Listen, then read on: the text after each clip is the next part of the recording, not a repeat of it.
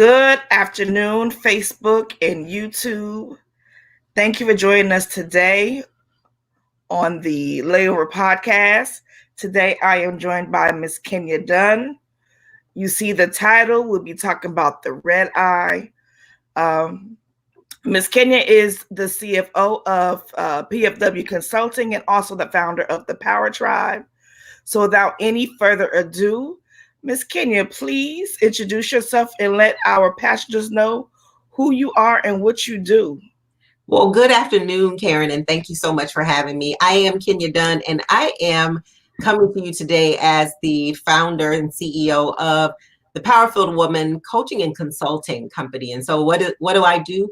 I help organizations, both mid and large size, prepare for growth in the future by helping them strategize with diversity, equity, and inclusion, leadership development, and culture transformation. And I am also a woman that is maniacally focused on empowering women, particularly women of color, to learn to stand in their power. And so I do that through creating a community and a space called the Power Tribe. And I am honored to be here with you today. Thank you so much for joining us. So do you mind elaborate just a little bit on the Power Tribe? Yeah, the Power Tribe, so it was inspired by my own career path and the things that I know helped to change my life, which was to be surrounded by women who often looked like me, who were an example of what success looked like, and not success necessarily in a monetary fashion, but success in how to really own every room, how to really be confident in who you are, recognizing what you bring to the table, and showing it off unapologetically. And so what I wanted to do is I wanted to create a space to infuse that same bravado, that same just boldness, and to embolden as many women as possible as I could, for the sole purpose of helping women of color get into rooms of leadership and influence, because I truly believe that women of color should be in every room where decisions are being made, money is being disseminated, and where our communities are being talked about. So that's what I do. And that's awesome, because you and I both know it is a lot of industries are male-dominated industries. So without help like yours, organizations that's run by you, it's hard for us to get into those rooms. Yeah. And when we get in those rooms, some of us are fearful. We don't know what to do. We're qualified. Some of us may be even overqualified, but the dominance of the male factors make us kind of shun or move to the background. Yeah. And I was having a conversation earlier today with someone, and she had an incident at work, and she was explaining it to me. And what I realized that I think is really important is that we shouldn't be ashamed that we often find ourselves in that space where we feel like we want to take a step back, or where we feel intimidated, because the truth is that these environments were created by men for men. And we are just now in the last few years being welcomed into the space, but the rules of the game have never been modified with us in mind. And so it makes sense that sometimes we find ourselves and we're feeling out of place. We feel out of sorts. We feel like, do I really belong in here? Because almost nothing other than us tells us that women belong there. And so, yeah, you're right. But I always want to just make sure people know that you shouldn't be ashamed of that, and you shouldn't feel like you have to hide that fact. Like, it was set up that way. And that's why we need to go in with such boldness and demand and expect that the adjustments will be made, and we will make them. And with help from you, we definitely will make them. We will. So, Kenya, I'm interested in regards to the title Red Eye. And you know that the platform is the Layover. So all of our questions, all of our topics really are based on things like double entendre. Basically, it could be related to flight. It could be related to life. So the Red Eye, out of all the titles that you were given, what made you choose the Red Eye? Like, what was your first thought about the title? Well, I'm going to answer that question. But one, the titles, right? So I get this list of titles, and at first I glanced, and so the scan, then read, and then I read them. I was like, well, these are really interesting titles, and because I spent the last 4 or 5 years on flights in airports, a lot. Most of them resonated with me, and I saw these moments that I literally was on a plane and there were turbulence, that I literally was in, taking a red eye to try to get back home to the East Coast from the West Coast so that I can make dance competition with my daughter. So my first initial response or reaction to your titles was, it made me reminisce really quickly about what I had just transitioned out of to start my own business. And that was a highly traveled senior executive role at a Fortune 500 company. And so that was the first thought. And then it was like, okay, she said pick one. And I literally just closed my eyes, and the red eye thing just kept coming up. And so I was like, I'm just going to go with red eye. And almost immediately when you sent back the confirmation about the red eye, I was like, should I change that?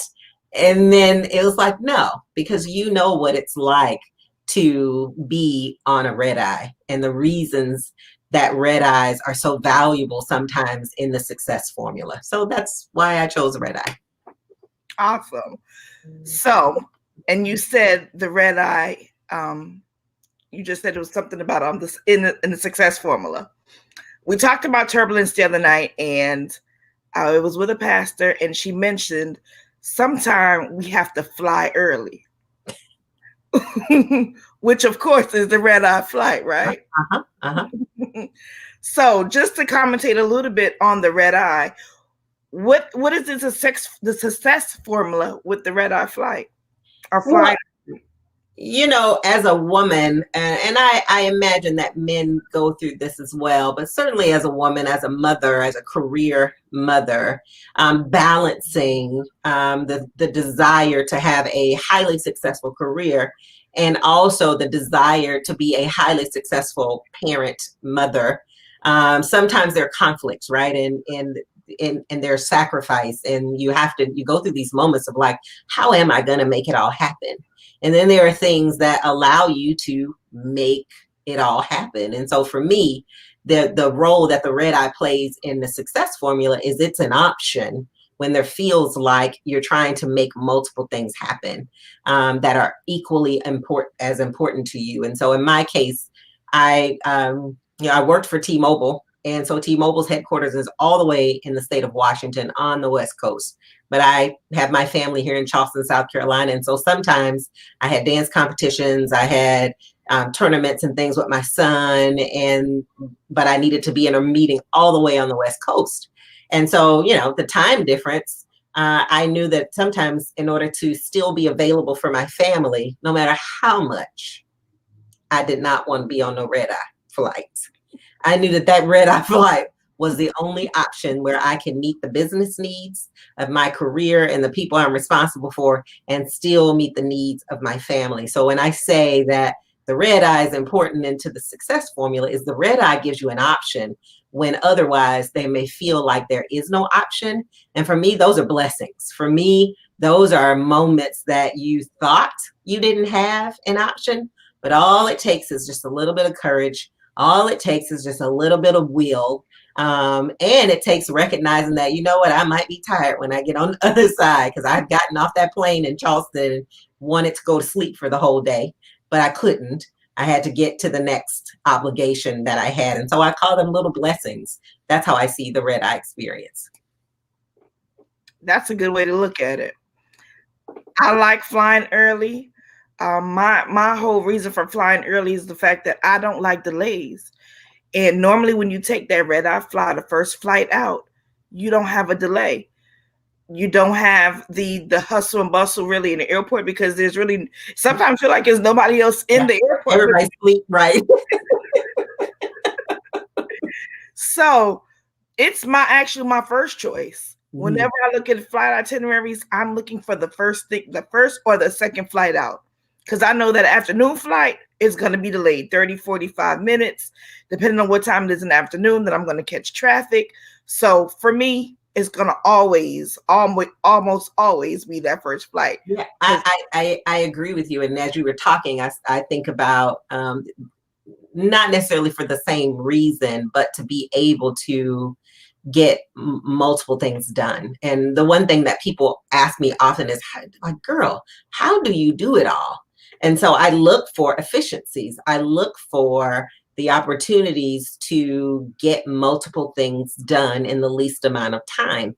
And so you're right, that red eye or that first flight out does allow me to do that, because even the fact of on a plane, right? So early in my career, before, I was always in first class with a lot of elbow room. I was, not. And so being on those red eyes, I can spread out, I can open my laptop, I can do this, or frankly, I can even sleep in peace on a plane if I really needed to, because there's fewer people on there. You don't have to worry about the person trying to talk to you next to you. So that is a value, as well as I try to find a way to get multiple things done in the least amount of time and effort. And so I found that, those red eyes are very, very handy in that way. Definitely are. And sometimes they're cheaper than all the other itineraries as well. Amen. And I'm definitely with you as far as getting stuff done, because logistic wise, if I have 10 things to do that day, I'm going to look at how can I minimize the amount of effort I put of getting between, each destination. That red eye, you're able to get from the West Coast to the East Coast, have a full day to get everything taken care of. So yeah, I'm definitely a red eye type of flyer. So knowing the background of the layover, the title of the podcast, and what we had to deal with last year in 2020, was it a layover season for you, or was it a red eye season for you? Like, were you taking flight, or were you at the point where you were in the middle of destinations, you were able to, calculate your next move? This really doesn't happen when you're flying. You're either on one or the other. But for me, I feel like I spent a part of the year in layover, and the second part of the year in red eye. And what I mean by that, and I consider that like the greatest blessing ever, right? I actually had a moment to pause, because that's what the layover is. You're like pausing, you're sitting, you're waiting, you're going from one plane to the next. So there's this moment of transition. And so I definitely had that. And after the reality that the COVID-19 pandemic was going to be longer than 2 weeks, like just that period of wait and sit, I was able to really go back and look at things like my business model and see if my business model was still the business model that was going to take me into the future. I was able to research more about really where I wanted to take my business in the next 3 to 5 years. There was just so much that I could do. And if I akin it to how I move through airports and layovers, I akin it to walking to my terminal, and then I still have that moment before I have to board the flight that I could just kind of sit there. And I always take those moments to like check up on email and, respond to text messages, just really kind of get my business in order. And so that's what I felt like the first part of 2020 was in that layover. Is like I was able to really get my business and myself in order for the red eye, right? For the takeoff. And so then the second part with the red eye, I was, I hit the ground running. How do I use technology?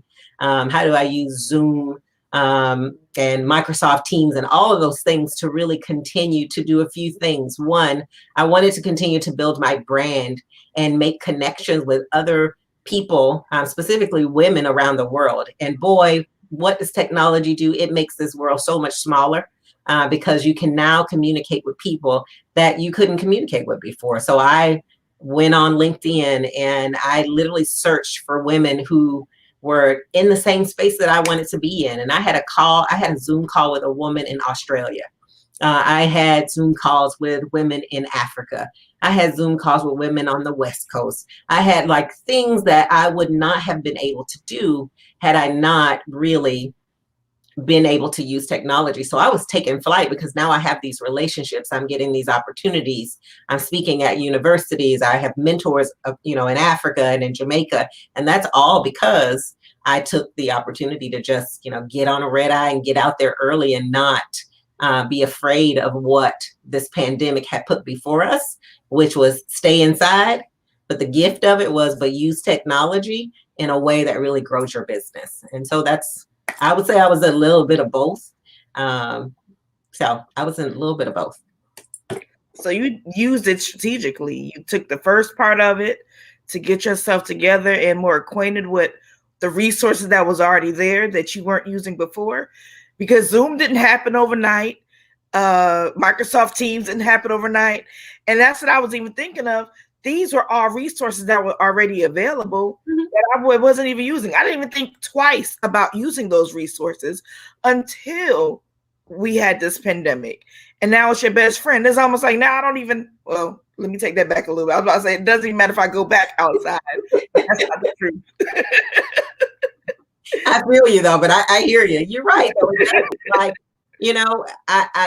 I think about it as in now I can expand my reach. Like I literally can connect in a way that you're right. But I was the one that was, like me and technology, man, if I could stay away from that, I'm good. And so I was never the one to jump out there and use technology and try to figure it out. But it's always been there. Like Zoom has been there. Teams has been there. And so just being creative and saying, okay, what does this new opportunity present for you? And yeah, for me, I just became very maniacally focused on, I want to know women who are across this globe who are interested in the same things I'm interested in. And I want them to know me. And so I use technology to do that. That's awesome. Technology definitely has bridged us from one side of the world to the next. Yeah. And it beats getting on that red eye, Kenya. I'm good for a good trip or two now, so I'm ready. Yeah, I'm ready for a vacation though. Yeah. But yeah, technology definitely was a win-win in this season for me as well. Normally I wouldn't even be on a Facebook Live. I'll stay away from anything that was going to put me on a live situation. And now it's regular everyday life. Like this is our new normal. Yeah. So I'm definitely with you on the resources that we had that we weren't using prior to. So just to wrap things up a little bit, to our passengers, what are a couple of pointers that you would give them regarding a red eye situation? A couple of pointers.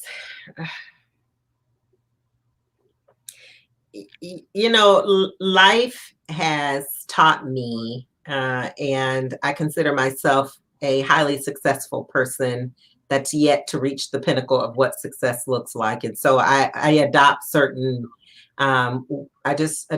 principles, and one is about readiness, right? And there's this cliche saying that says, stay ready so you don't have to get ready.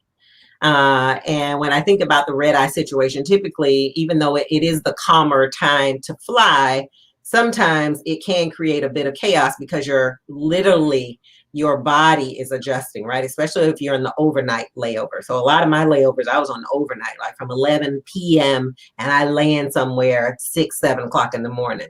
And so those things kind of can throw your body through for a loop.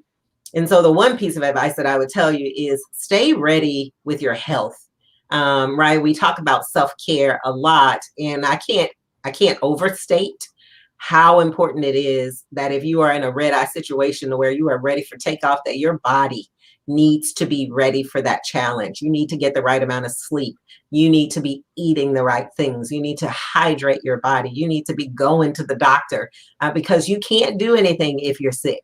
You can't do your work. If you are out here doing kingdom business, you cannot do that if you are unhealthy. And so I would say that is the number one piece of advice that I would tell anybody is make sure that your body is in optimal health. And if you're not in optimal health, you should certainly be working diligently to get to that point. So that's one. The other thing is let me see. Whenever I go on a red eye, it's a moment of, I have a purpose, right? Like if I get on the red eye, I don't like the evening flights like you talked about, because you're right, they do get canceled more, they get more late, the more delayed flights and blah, blah, blah. But I am not necessarily the one raising my hand to get on the first 4 o'clock in the morning flight. It's out of necessity. And so the message in that is just knowing what your purpose is, and knowing that when you're getting on a red eye, make sure that you're doing it for the right reasons and that it's going to get you closer to your goals, right? If I got on a red eye coming from the West Coast to the East Coast, which was overnight, it was because my goal was to make sure that I am balancing and I am being just as available to my family as I was to my career. And if I got on one that was 4:30 in the morning to get to Chicago from Charleston, it was because I was trying to balance being available for my children and my family as I was to the people that I was leading. So there is always a purpose. And I wasn't just getting on a red eye because it was a cool thing to do, because I think that is so, you can become so distracted, right? So move through life with purpose, move through life with intention, and be really clear about what you're trying to accomplish, and be aware of if you are chasing the wrong things. So that's the second thing that I would tell people. So take care of yourself, and then make sure you're moving through this world with purpose and with intention. And then the last thing I would tell you, and this has nothing to do with a red eye, because I have never been on a red eye and said I had fun. But I do think that you have to build in just a moment to really, really have fun, right? There's no need to be out here working hard, making sacrifices, getting on red eyes, trying to do all these things, and you are miserable. So if you haven't planned time to just have a good time and have fun, you are missing out on the real meaning of life. So that's what I would leave all of the passengers with. Those are some great pointers. Definitely some great pointers. So thank you. Thank you. So Kenya, what is next for you in this next season that you have? Like, now that you've taken the red eye, what's next on your itinerary? Oh yeah. What's next for me on my itinerary? So I am in this season of my life of what I call flow, right? I am attentive to guidance that I'm getting from God of go here, do this, do that. And so I am really, really leaning into this idea of grace and ease and flow guiding me. And so the good news about that is that my stress levels are really low. The unnerving is, I don't know, right? I don't know what I'm going to be assigned next, but this is what I do know.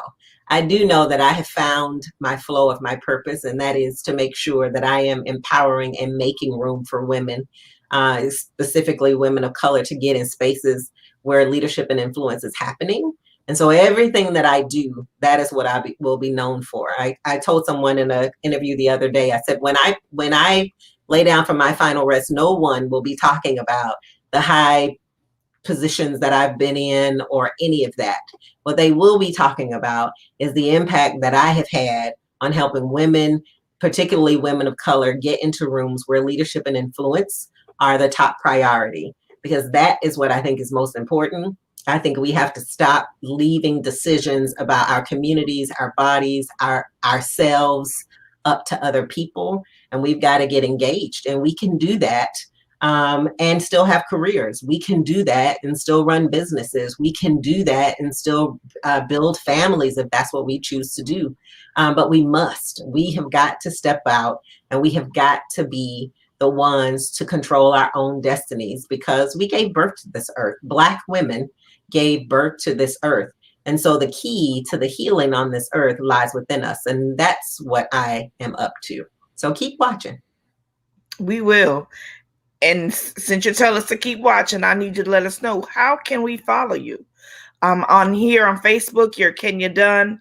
What other means methods can we follow you? So I'm also Kenya Dunn on LinkedIn. So please join me on LinkedIn. I'm on Twitter at Kenya Dunn 12. And then on Instagram, it is at Power Tribe community. So I would love to connect with as many of you as possible. And yeah, follow me. Let's connect and let's get it done.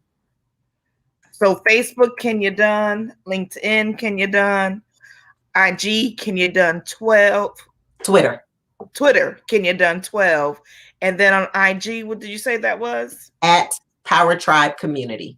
At the Power Tribe Community. Okay. I definitely thank you for joining us on today. Yeah. You definitely gave us some good information. I saw that we did have a few comments that said very beneficial, great information. So you definitely gave us some good information. I was the only one that thought that. Oh, thank you. I appreciate that. You and your topics. This was great. I appreciate you listening to the call to pull us together and have these conversations. I feel empowered as well. Well, thank you, because you definitely empower women. And we know that as well with the Power Tribe. So thank you for sharing parts of you on today. Thank you to everyone that actually joined us this afternoon and shared your time with us to listen in on the Red Eye, because I know they saw the title and probably didn't even understand what they talking about today. The Red Eye. I didn't either. It's brilliant. It is brilliant. So if you wanted to catch this episode or any other of our episodes for our Women's Series, please join me at on the podcast at anchor.fm/KTL Lifestyle. Also, you can stay connected with me at www.KarenTLewis.com. And once again, to follow our guest, Miss Kenya Dunn, on today, you can follow her here on Facebook. You can follow her on Twitter at Kenya Dunn 12, IG, the Power Tribe Community. And that's about it. Thank you so much for joining us on today, and everyone have a great day. Thank you. Bye, everybody. Bye-bye.